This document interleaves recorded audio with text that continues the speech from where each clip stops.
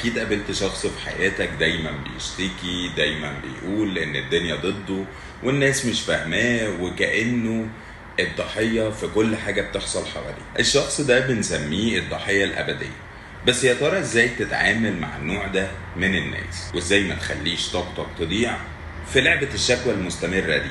ده اللي هنعرفه النهاردة في الفيديو. هو الشخص اللي دايما بيظهر في موقف الضعيف اللي بيحاول يكسب تعاطف الناس أو يتفادى إنه يتحمل مسؤولية أي حاجة، بيشتكي من أي حاجة بتحصل في حياته ودايما بيقول إن الظروف مش في صالحه وإن الناس مش مقدرة وإنه كمان أكتر واحد مظلوم في الدنيا. والحقيقة إن الشخص ده بيحب الدور ده لأنه بيحسسه إنه مش محتاج يغير حاجة في حياته أو ياخد حتى خطوات لإصلاح حياته. مثال بسيط في الشغل، مثلا ممكن تلاقي حد في الشغل دايما بيقول ان المدير ضده وان مفيش فرصة ابدا ان هو يتطور في الشغل ده، بس لما تبص فعليا تلاقيه ان هو مش بيحاول يشتغل على نفسه بجد او يتعلم حاجة جديدة، او هو اصلا بيستخدم الدور ده عشان يبرر كسله في الدنيا.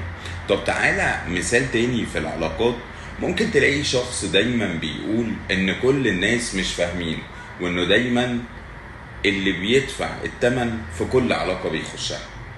بس لما تفكر شويتين تلاقي ان تصرفاته هي السبب في تدهور العلاقات بتاعته، بس هو مش عايز يعترف بده.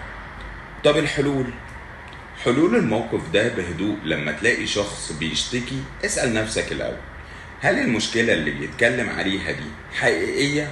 تاني حاجة، خد وقتك، فكر بعقلانية شوية وما تخليش كلامه يأثر عليك بسرعة.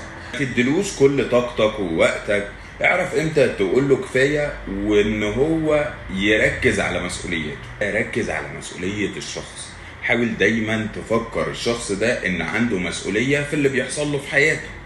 ما تخليهوش يحس ان الظروف هي السبب في كل حاجة.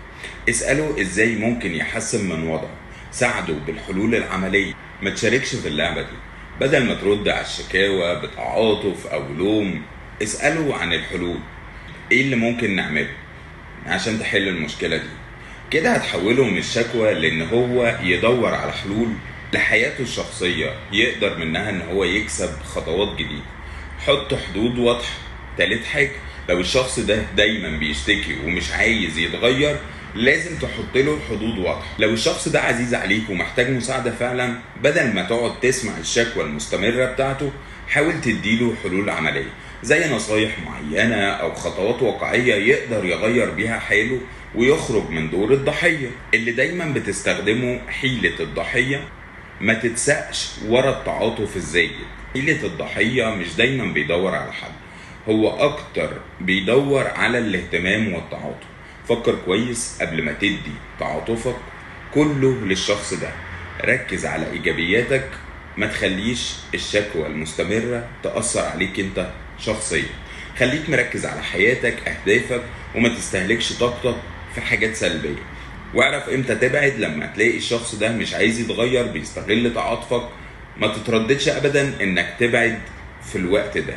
لازم تكون اولوياتك هي راحتك النفسية. نكون وصلنا لنهاية الفيديو. لو قابلت شخص بيعمل نفسه ضحية طول الوقت، دلوقتي بقى عندك الادوات اللي تساعدك تتعامل معاه من غير ما تضيع وقتك ولا طاقتك.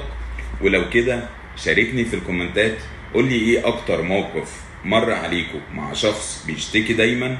وما تنسوش طبعا تشوفوا 30 حيلة في علم النفس الأسود. اشترك دلوقتي على قناة اليوتيوب واعمل سبسكرايب وشير عشان توصل المعلومات دي لأكبر قدر ممكن من الناس.